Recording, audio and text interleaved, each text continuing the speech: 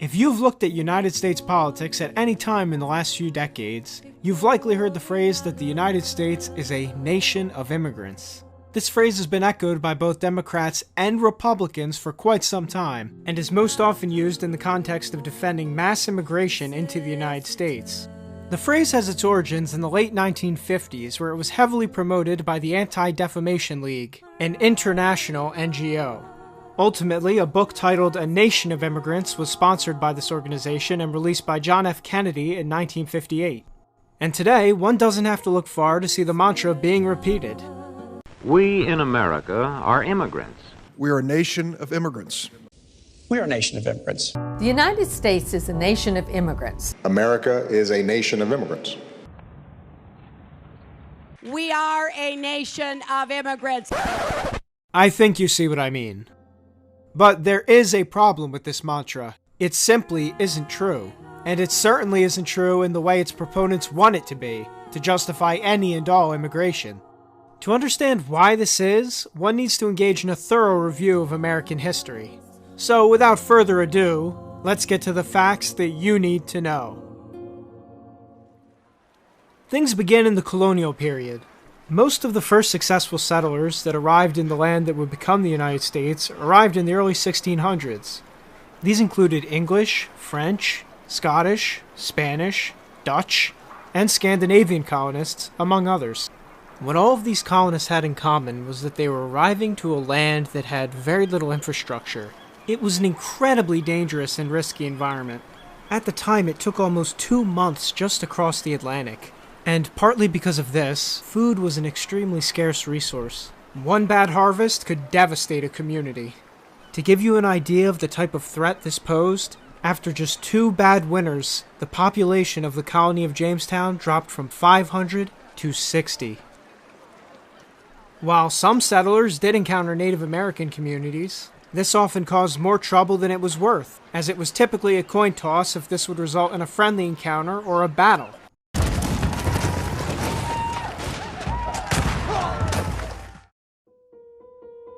So, here's what should be underlined about this time period. Firstly, the settlers were not arriving to a well-established country. They were arriving to what was largely wilderness, and they faced threats of famine, weather, and Native American attacks. Secondly, the majority of these settlers were coming from Europe. The English, French, and Spanish would go on to dominate the Americas. Those coming to colonial America who were not from Europe were for the most part slaves brought from Africa. However, it's important to point out the scale. Slaves comprised less than 5% of the 13 colonies' population until the year 1690, almost 80 years after the first colony was established. And finally, it took months making a dangerous journey across the Atlantic for anyone coming to the Americas to even have hope of settling. It's often argued that the United States government had more hands-off immigration policy in its early decades. But there's 2 issues with this. The first is that immigration was still largely controlled by the states, and the second, and more important, is this brutal journey. Until the mid-1800s, a ship crossing the Atlantic could only carry about 500 passengers on an extremely crowded ship. Many of the passengers wouldn't survive that kind of journey due to disease and other problems. The technology that would allow for true mass migration did not yet exist, and would not exist until the turn of the 20th century, which we'll get to in a little bit. Even into the 1850s, there were thousands of immigrants dying in the Atlantic Ocean trying to get to the United States. The fact that there was a relatively low number of new arrivals coming to the young U.S., combined with the fact that those who did come had to be incredibly competent to make the journey, is why the U.S. had laxer immigration laws in its first few decades.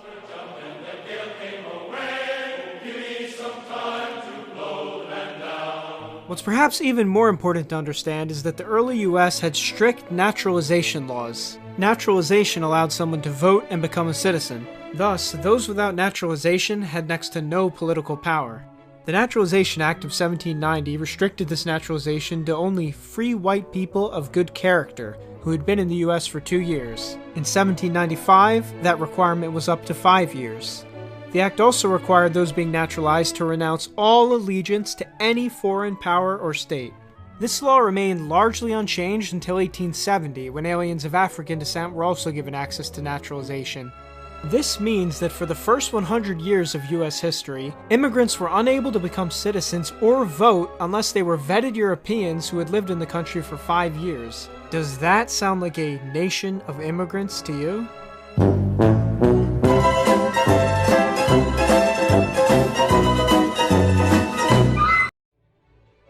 Now some may be thinking, okay, in the first 100 years of United States history, maybe it wasn't really a nation of immigrants.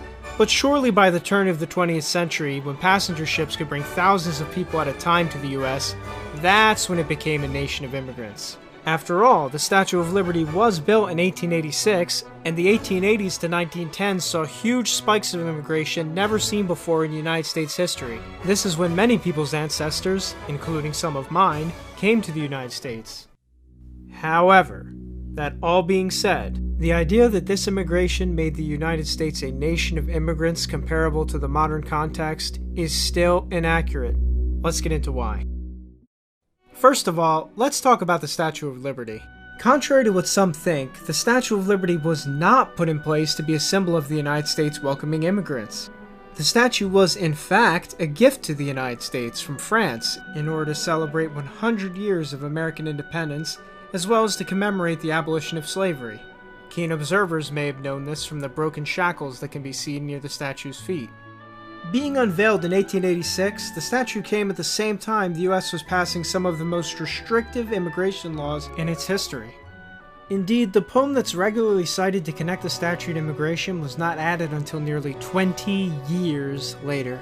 Ultimately, immigration advocates citing the statue do it for sentimental purposes, not factual ones.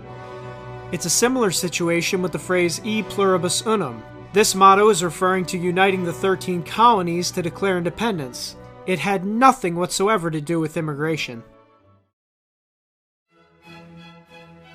Returning to the main timeline, immigration into the US did indeed rise greatly at the turn of the 20th century, but it's not as if Congress simply stood by while this happened. To respond to these increases, they passed a variety of immigration restrictions. These included the Immigration Acts of 1882, 1907, and 1917. One highlight of the acts was creating new categories of immigrants who were completely inadmissible to the United States, such as, quote, any convict, lunatic, idiot, or person unable to take care of him or herself without becoming a public charge. The act ordered that these categories not even be allowed to enter U.S. land. These regulations were typically enforced at port through the judgment of immigration officers. The 1907 Act was signed into law by Theodore Roosevelt, who was a firm supporter of assimilating new immigrants into American culture. He wrote, any man who says he is an American but something else also isn't an American at all. We have room for but one flag, the American flag. We have room for but one language, and that is the English language. And we have room for but one sole loyalty, and that is a loyalty to the American people.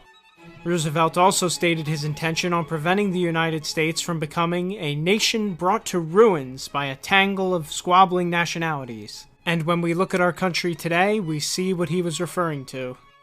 As a side note, many modern progressives think that because Teddy Roosevelt called himself a progressive, that they must have similar political opinions. However, clearly that is not true.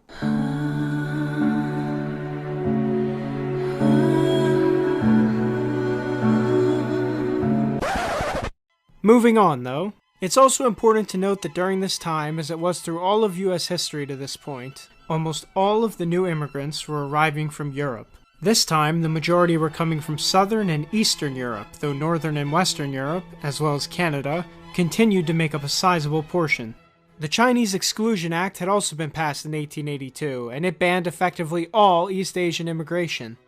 So, what are the main takeaways from this time period? The first is that, although the US was indeed allowing in new immigrants, it was only accepting them from specific parts of the world, mainly Europe.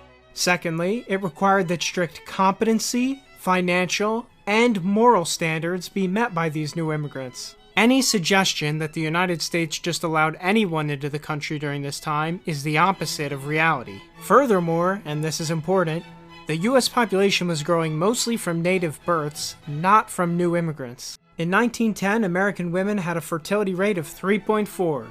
To put that into perspective, the modern U.S. fertility rate is 1.8, the lowest in its recorded history. As if everything so far wasn't bad enough for the Nation of Immigrants narrative, things get even worse for it in the 1920s. In 1924, Congress completely overhauled immigration. It established a quota system that would put hard caps on immigration and allow in new ones based on the demographics of the 1890 census. The main effect of this was that immigrants from Western Europe received the largest portion of the visas. What Congress had decided was to set a clear demographic path for the United States and its future. The U.S. Office of the Historian puts it thus: in all of its parts, the most basic purpose of the 1924 Immigration Act was to preserve the ideal of U.S. homogeneity. To Congress in the 1920s, it was common sense that genetic and cultural ties between people were the bedrock of prosperous nations. That sense is seemingly lost on many politicians and voters today. The quota system was ultimately very successful. Through both the 1930s and 40s, immigration stayed very low compared to previously. This low level made assimilation very easy. They learned American literature, the American language, American history, American heroes. It is far more easy to assimilate if you had 1 million Englishmen coming into Virginia than if you had 1 million folks, 1 million Zulu from my friend Chief Butalese's tribe. By the 1950s, the U.S. Census showed that the demographics of the country were still very similar to what they were in the 1920s. The census found that the U.S. population was 87% non-Hispanic white, 10% black, while every other racial group made up just 3%. The country was also over 90% Christian, with 95% of those saying that religion was important in their lives. This highlights that for the previous 100 years, the immigrants had also been nearly entirely Christian. The 1952 McCarran-Walter Act continued the quota system. During this time, Congress was very concerned about communist subversion of the United States. Pat McCarran, the U.S. Senator from Nevada who helped create the act, argued thus in continuing the quota system. Today, as never before, untold millions are storming our gates for admission, and those gates are cracking under the strain. The solutions of the problems of Europe and Asia will not come through a transplanting of those problems en masse to the United States. If the enemies of this legislation succeed in riddling it to pieces or in amending it beyond recognition, they will have contributed more to promote this nation's downfall than any other group since we have achieved our independence as a nation. It's not hard to see why McCarran and the majority of Congress saw things this way. Throughout the 40s and 50s, U.S. state secrets were rampantly being stolen by espionage rings, and many of those spies were either immigrants or children of immigrants. One of the most infamous examples was the case of Julius and Ethel Rosenberg. The couple, as well as a ring of other immigrant-connected spies, were convicted in 1951 of providing classified information to the Soviet Union. Some of this stolen information involved the Manhattan Project, and its acquisition by the Soviets allowed them to complete their atomic weapon years ahead of schedule. For their part in the plot, the Rosenbergs were executed by electric chair in 1953. The other conspirators all received lengthy prison sentences. This case of espionage was one of many that increased U.S. government scrutiny of foreigners for the rest of the 1950s.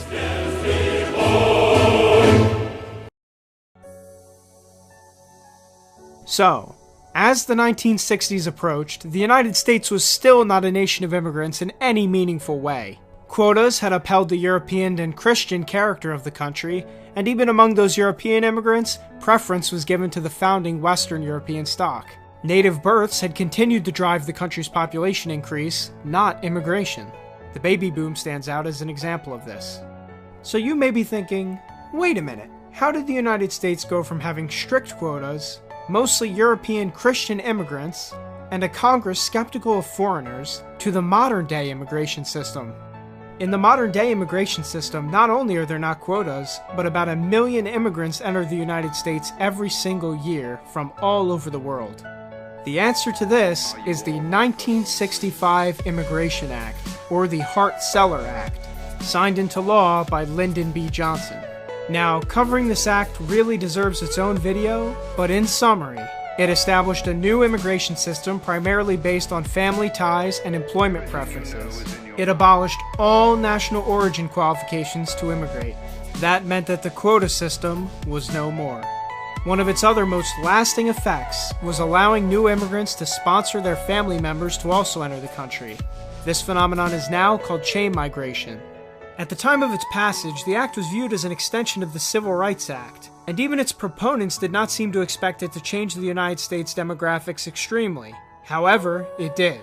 In the 30 years following the act's passage, the number of legal immigrants entering the country more than tripled from the immigrants entering the previous 30 years. This does not even take into account countless illegal immigrants.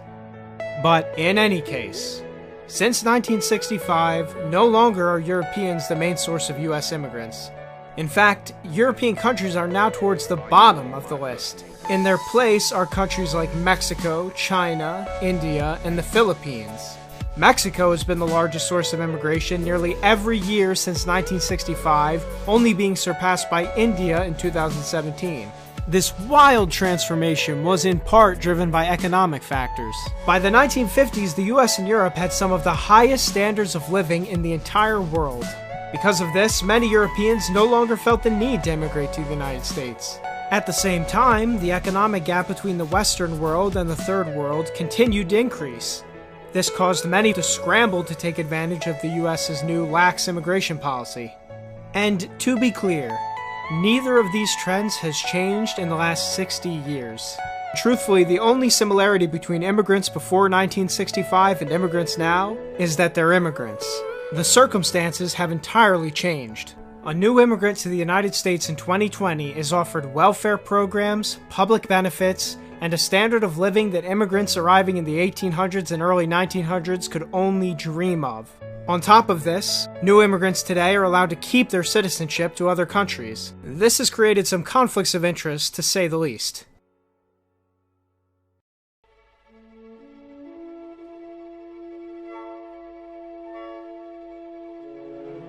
When the historical record is taken in full, the United States is not a nation of immigrants. What the United States is a nation of settlers, of pioneers, of builders, and most importantly, of the American people. A unique people descended from their old world ancestors and developed through the trials and tribulations of building a new nation. And though the country has changed dramatically in the last 60 years of mass immigration, the truth of its roots remain the same.